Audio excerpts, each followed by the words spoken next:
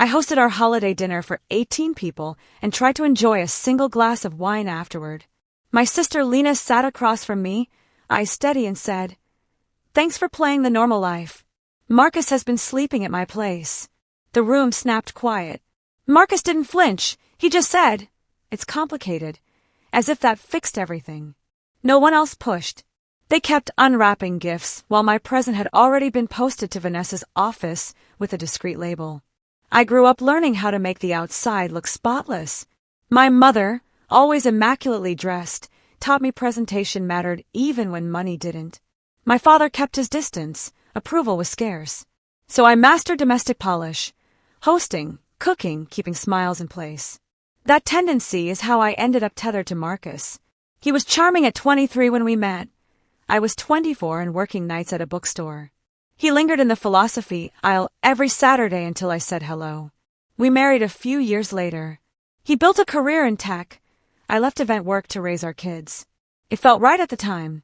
Over the years, I lost pieces of my own life, jobs, routines, while he handled the money and the accounts. Marcus's family is loud and dramatic in public but soft in private. His brother Troy's marriage imploded 2 years ago. His ex, Vanessa, used to come to me in tears. I fed her, listened, tried to help the boys keep some normalcy. In hindsight, that was a mistake. What I saw as compassion became the space where secrets grew. Last summer I noticed odd little things. An iPad forgotten on the couch. A weather app left open.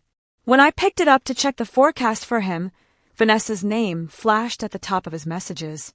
I told myself it was nothing. Then I opened the thread. They weren't discreet. They made fun of me. They called me perfect housewife and compared me to old-fashioned ads. He complained that he felt suffocated by my polished life. She nicknamed me a snow globe. They laughed about how neat everything looked but how cold I supposedly was. The cruelty stung more than the thought of sex with someone else. I saved everything. Screenshots, dates, a selfie of her in a hotel robe with Marcus's shirt on the chair behind her. I copied it all to a flash drive and tucked it into my sewing box, not sure yet what I would do with it. Christmas gave me a plan. I love making things beautiful. It steadies me. So I went all out. The table set days ahead, placed cards, from scratch cooking. Vanessa arrived like she owned the room. Red cocktail dress, heels, bottle of wine ribboned in gold, flirting in plain sight. She touched Marcus's arm, asked him to open jars, laughed loud. People noticed but stayed silent. When dessert was winding down and I finally sat with my wine, Vanessa leaned forward and said, loud enough for many to hear, "Thanks for keeping the show going. Marcus has been sleeping at my place." A fork clattered. My father-in-law cleared his throat. Marcus shrugged and said, "It's complicated. No shame. No sorrow.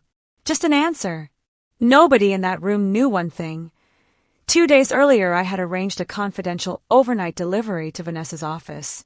Inside was a flash drive with the messages, a timeline of meetings, copies of texts not only between Marcus and her but others, and a short note that read, "You thought this was yours. Good luck explaining this to your firm." Vanessa worked at a strict neighborhood law office. Her reputation was everything to her. She had been careless because she assumed she held power. She didn't know I'd already struck the match. The house the next morning felt strangely ordinary. Marcus acted as if nothing had changed, scrolling his phone, taking coffee, waiting for the scene he expected me to make. I didn't perform. I washed up counters, fed the kids, kept my voice even. Later, when Vanessa stopped showing up at work, a friend texted that her boss was furious.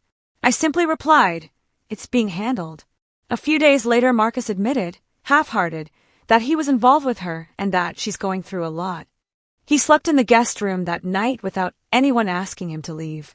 I kept moving, folding laundry, making pancakes, while I let the facts collect in my head. 3 days after Christmas, I received an email from an unfamiliar address. It was short. "Thank you for the information. She will not be returning to this firm." No greeting, no signature, just confirmation. Vanessa was gone. I thought she might try to defend herself or confront me, but silence stretched on instead. Then came the next surprise. Troy called. I hadn't spoken to him in nearly a year, not since his own scandal. His voice was low, cautious. "Camille," he said. "I heard what happened. You should know. Vanessa never stopped seeing me, even while she was with Marcus. I sat down. She told me she liked the control, he added. Marcus thought he'd taken her from me, but she was just juggling both of us. She liked the drama. That phone call changed everything. For weeks I'd focused my anger on her, the woman who smiled in my kitchen and destroyed my peace. But now I saw Marcus clearly. He wasn't tricked, he participated. Again and again. He had built a life on deceit and expected me to keep it shining on the outside. When I looked back, the signs were everywhere. Forgotten birthdays, missed anniversaries, polite compliments without warmth, the way he would roll his eyes when I talked too long about the kids. I realized he hadn't loved me for years. Maybe ever. He just needed someone to complete his picture of success. The problem was that picture had become my reality too. I'd been home for nearly 8 years, raising our children while he handled every account and every bill. My name was on the house, but he held the passwords, the cards, the power. I didn't panic. I planned. I started digging through everything. Online statements, emails, receipts. I made quiet copies of every file. That's when I found it. A new checking account opened 2 months earlier. Small transfers at first, then larger ones. $28,000 hidden away. That night, I watched him load laundry in the garage. I know about the account, I said calmly. He froze, then slumped onto the cold concrete, head in his hands. I wasn't leaving, he mumbled, but I didn't believe him. I left him sitting there, went inside, locked the door, and started writing down names of divorce attorneys. The woman I chose, attorney Rochelle James, was nothing like me. Mid-50s, poised, deliberate, with eyes that caught everything. When I told her my story, she flipped through my files and said, "You've already done the hard part. You built the case." She was right. Rochelle explained I had strong grounds: infidelity, financial misconduct, emotional neglect. "You managed his home, raised his children, and protected his image," she said. "Now, it's your turn to protect yourself." By mid-January, we filed the paperwork quietly. Marcus didn't know. I waited until it was official before I told him, not in person, but through the folded documents left neatly on his pillow. Then I packed overnight bags for the kids and drove to my sister's house. I thought that was the final move. It wasn't. The real twist arrived in February. It was a cold February evening when I heard the knock. I opened the door to find Vanessa standing there, hair tied back, no makeup, eyes hollow. She held a wrinkled grocery bag like it was heavy with guilt. "I didn't come to apologize," she said. "I came to give you this." Inside was a USB drive and a few printed pages. I wanted to shut the door, but curiosity rooted me in place. I took it without a word. That night, after the kids fell asleep, I plugged it in. What I saw made my hands shake. There were backups from Marcus's old phone, files he had synced to her laptop years ago and forgotten. Photos, texts, emails. Not just with her, but with several other women. One looked disturbingly young. Another involved wire transfers, flight bookings, and payments labeled consulting. It wasn't just cheating. It was a double life. Rochelle came over early the next morning. She scanned the evidence in silence, page after page. "This changes everything," she finally said. "This isn't just divorce, this is leverage." We discovered that the house wasn't solely his asset. The down payment had come entirely from my inheritance after my grandmother passed, money he'd always referred to as ours. Rochelle filed a motion for full custody, 70/30 asset division, and restitution for hidden funds. She didn't even need to threaten exposure. She knew Marcus's biggest weakness was his image.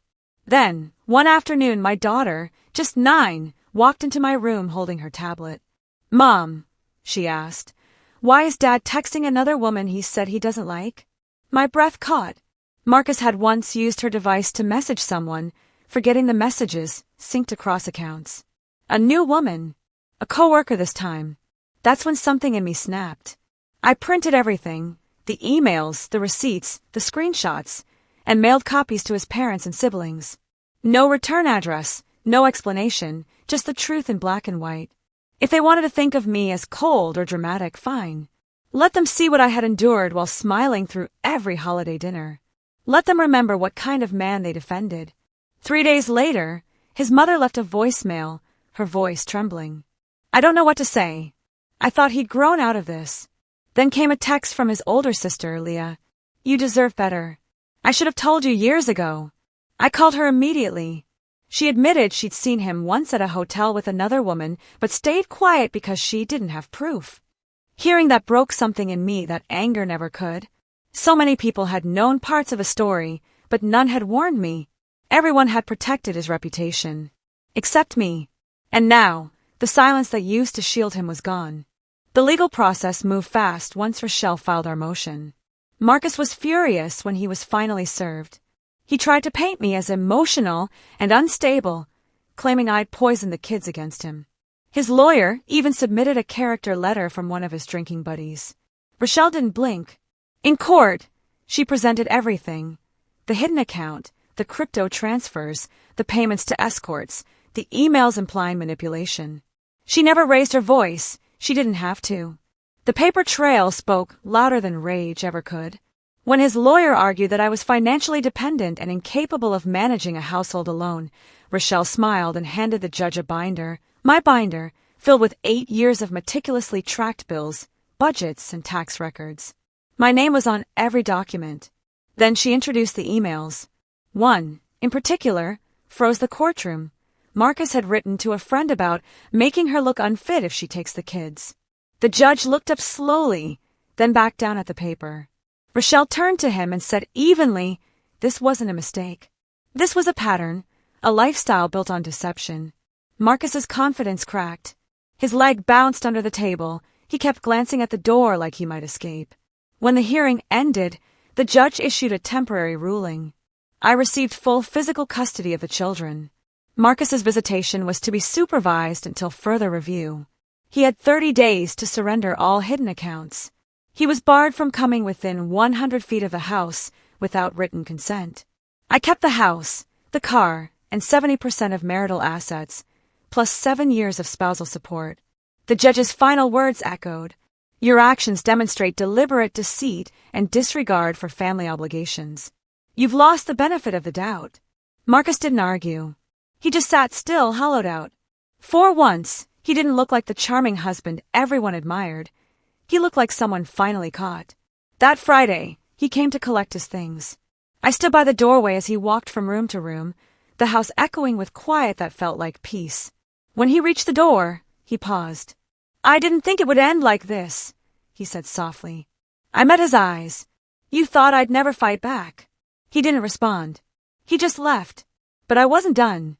I had one more envelope left and one more reckoning planned. Weeks after the court ruling, life was quiet. The children slept better. I could finally breathe without waiting for the next secret to drop. Then, one April morning, my phone rang, a block number. It was Vanessa. Her voice was thin and tired. He came to my apartment last week, she said. Said you ruined his life. Said you'd destroy me too. I didn't answer. I lost my job, my reputation. But I deserve that, she continued. He lied to everyone, not just you. I just wanted to say, I know you think I won, but I didn't. You did. I hung up. A week later, I sent one final email, an anonymous tip to the IRS. Attached were records of Marcus's offshore transfers, crypto accounts, and unreported income. I didn't ask for revenge. I just handed the truth to people who could handle it better than I ever could. Marcus once said I was too quiet, too polite, that I didn't have the fire to fight back. He mistook calm for weakness. The truth is, quiet women burn differently. We don't scream. We strategize. We dismantle. Piece by piece, I took back my power until there was nothing left of the man who thought he could erase me. And when it was over, there were no ashes. Just peace. Don't forget to like, comment, and subscribe. More stories of Black women reclaiming their power every week. This is Ebony Revenge, where silence ends and justice begins.